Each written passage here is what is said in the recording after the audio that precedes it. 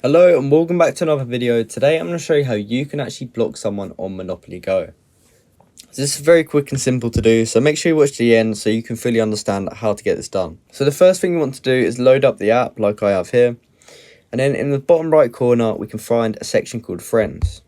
Now when we click on that, it will take us to this bit here, but if we go ahead and click leaderboard at the top, it will take us to the leaderboard with all of our friends in. Now we are actually only able to block someone if they're on our friends list. If someone's not on your friends list, you can't block them. As you can see, I'm tapping on here and it's not working. But if you do have a load of friends on here, if you click on their name, it will open up some settings, and from there you are actually able to block them if you no longer want to play with them.